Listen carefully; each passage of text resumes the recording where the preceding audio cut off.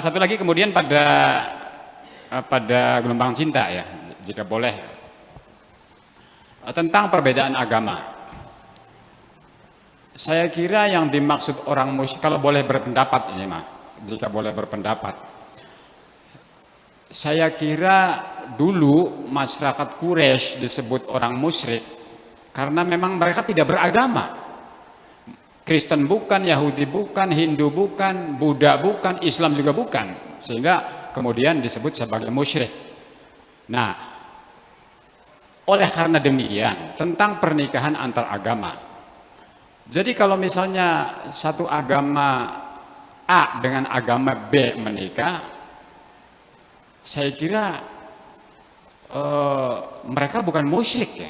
Sedangkan Al-Quran pada 221 Al-Baqarah, wala tankihul musyrikati hatta yu'min wala amatun mu'minatun khairum min musyrikati walau a'jabatkum wala tunkihul musyrikina, dan seterusnya ayat 221. Nah, jadi pernikahan antar agama yang tidak boleh adalah sesungguhnya menikahi orang yang musyrik. Sedangkan Kristen itu beragama, mereka bukan musyrik. Ciri-ciri beragama adalah punya kitab suci, punya nabi, tempat ibadahnya jelas, kemudian praktek ibadahnya juga jelas. Hindu Buddha sama, mereka punya kitab suci, mereka punya nabi, mereka juga punya tempat ibadah seperti kita juga orang Islam. Jadi menurut saya, jika boleh berpendapat ini mah, bahwa pernikahan antar agama mereka bukan musyrik, jadi nggak ada masalah menurut saya mah. Nah, oleh karena demikian, bagaimana apakah pandangan saya ini salah? Demikian. Terima kasih. Ini masih mempertegas dari apa yang disampaikan oleh Kang Im tentang nikah beda agama tadi, Buya.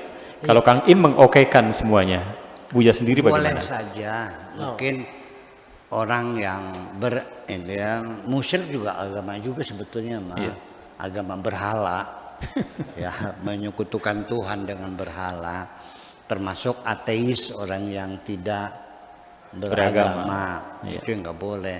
Tapi dengan sesama agama langit, yaitu agama langit itu agama yang ada nabinya, ada kitab sucinya, termasuk agama Buddha juga saya melihatnya sebagai agama langit juga.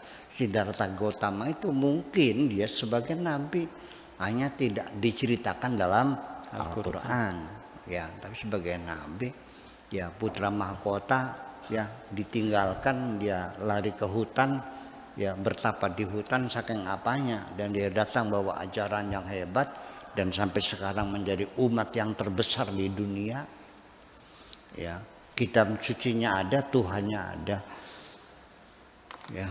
Agama Yahudi, agama ini itu boleh, hanya saja ada yang beda, sedikit beda, masalah kawin beda agama. Itu Abu Hanifah mengatakan boleh kawin beda agama, tapi asal tidak dengan al-balad al-harbi. Jadi tidak dengan beda agama dari negara yang sedang konflik perang. Itu nggak boleh. Jadi kalau dengan yang damai seperti sekarang dengan Australia boleh, dengan Jepang boleh, ya, dengan apa lagi?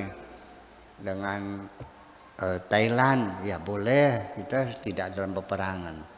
Tapi kalau sedang dalam keadaan perang itu nggak boleh, kata Imam Abu Hanifah. Itu tinjauan politis sebetulnya mah. Sebab ditakutkan barangkali spionase.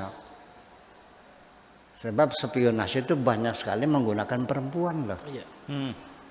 Iya, menjadi istri. Istrinya seorang pejabat yang menentukan. Ya kan bisa kebobolan semuanya. Ya. Silakan Anda baca lagi sejarah spionase, sejauh mana peran perempuan dalam membongkar banyak rahasia itu.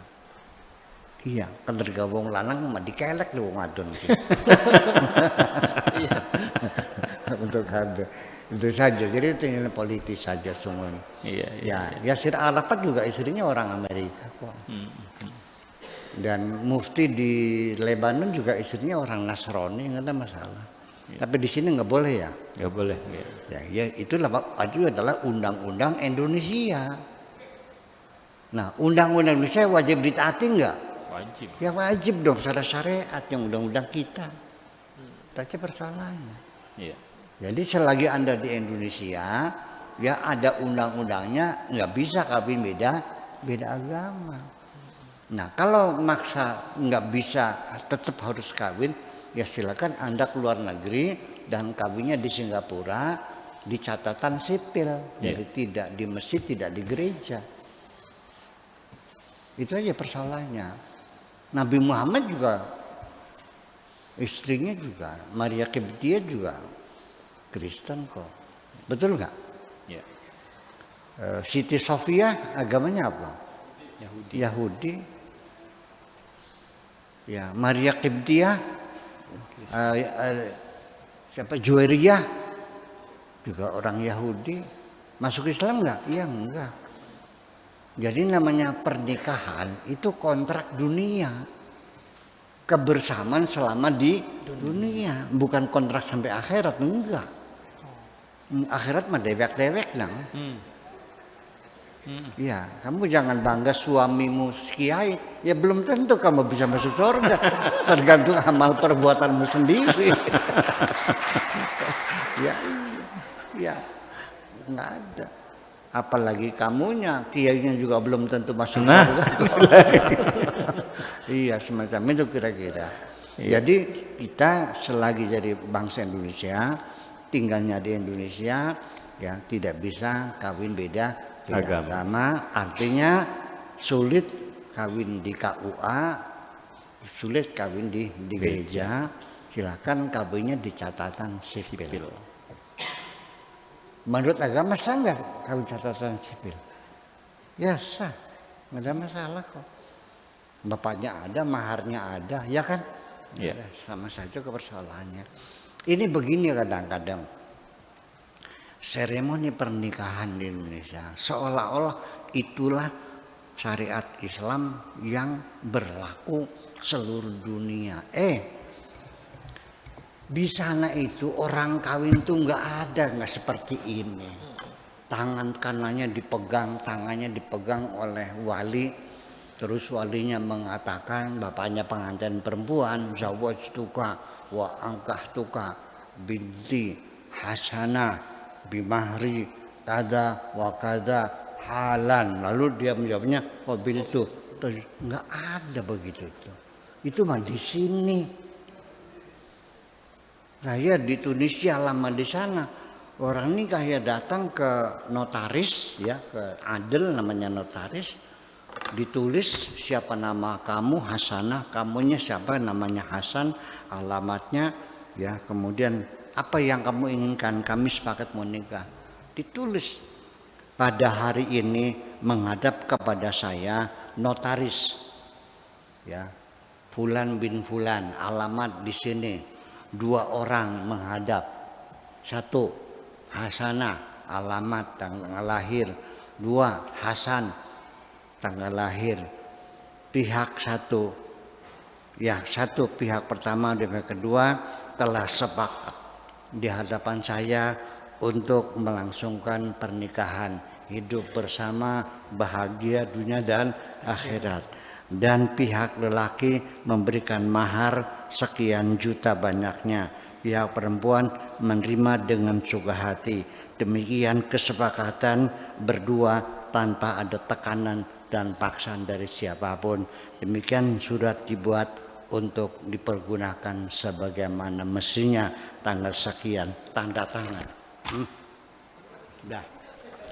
Gus mana balik mana? Nggak ada zawaj itu orang kata nggak ada. Itu persoalannya. Itu kan persoalannya. Sekarang boleh nggak ijab kabul dengan surat? Ya itu kan. Suaminya di Amerika, istrinya di Indonesia. Saudara Zuleha apakah Anda bersedia menjadi istri saya? Ya, dengan mas kawin sebesar sekian. Kalau Anda bersedia, tolong jawablah ya. Dan kita sepakat. 1 bulan datang dijawab. Iya. Kepada yang terhormat Kakanda Fulana, Fulan bin Fulan, saya terima lamaran Anda dan saya suka. Ya. Sangka begitu tuh. Ini kan jadi persoalan, itu kan hasil ijtihad. Ya, saksi menurut Abu Hanifah tidak mesti harus duduk di tempat kok. Yang penting setelah kawin lalu kirim undangan mengadakan seremoni pesta. Undangan hadir menyaksikan 2 orang telah menikah minggu yang kemarin.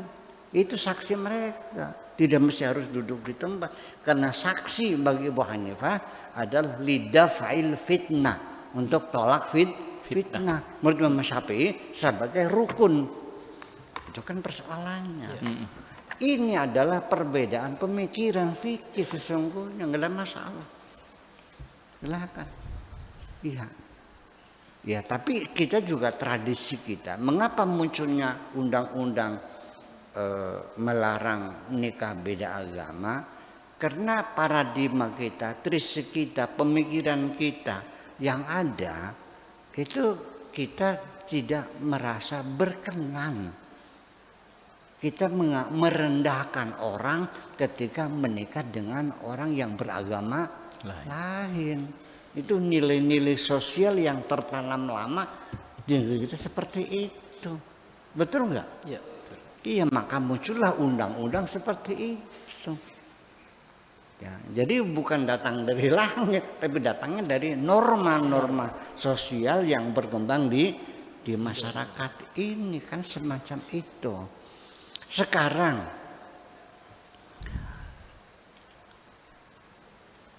kalau kamu memelihara anjing, nggak ada masalah, anjing nggak najis nggak apa kok. Hanya Imam Syafi'i yang menajiskan itu.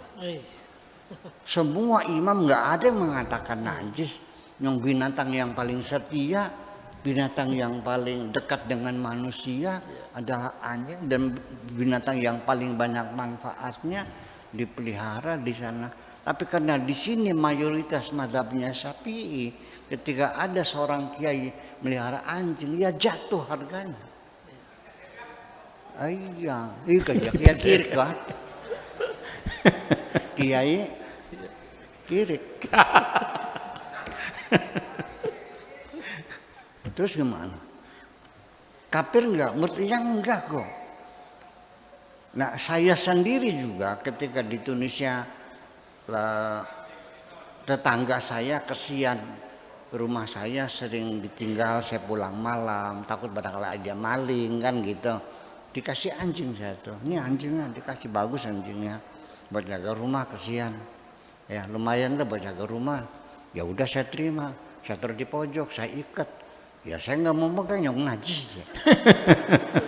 Ya jadi kalau saya makan saya lempar-lemparin aja dijauhkan gitu. Sampai anjing itu karena nggak pernah dilepas dari ikatannya, nggak pernah dibawa jalan-jalan, akhirnya pincang. Oh. Yang ngasihnya marah sama saya. Gimana sih kamu dikasih anjing nggak diajak jalan-jalan, lu diiketin terus? Dia bilang saya nggak mau pegangnya. Itu kan jadi persoalan. Ya di sana mah ya orang Islam, kalaupun mufti, imam masjid, ya punya anjing nggak ada masalah kok. Nah itulah Islam mah Islam, tapi hasil ijtihadnya bukan berbeda-beda, malah berbeda-beda semacam itu kira-kira. Jadi ya sebaiknya saya menganjurkan kalau bisa mah ya kalau kawin tuh ya dengan seagama sajalah, karena biasanya menjadi masalah di kemudian hari. Kadang-kadang ngenesnya itu sudah nenek-nenek, kakek-kakek bercerai. Iya, susah untuk beradaptasi kalau bedanya beda agama. Kalau beda selera bisa, beda kebiasaan bisa. Iya. Ya, keilmuan ya bisa beradaptasi. Istrinya belajar lagi, pinter kan akhirnya, betul nggak?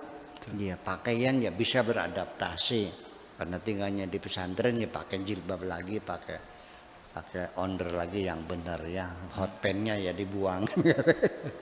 Tinggalnya di kampung ya sendal yang haknya tinggi ya diganti dengan sandal yang ceper dan sebagainya. Saya kira, tapi kalau beda agama adaptasinya ya harus murtad. Iya. Betul nggak? Iya. Itu yang jadi persoalan. Yalah. Tetapi tetap dalam hak kemanusiaan nggak bisa dilarang secara kemanusiaan orang mau menikah dengan agama yang berbeda, itu urusan dia.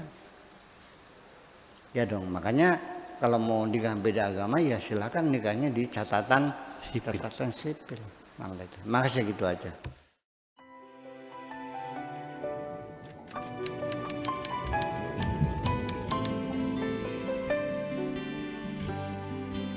Aku hanya ingin berbagi kebahagiaan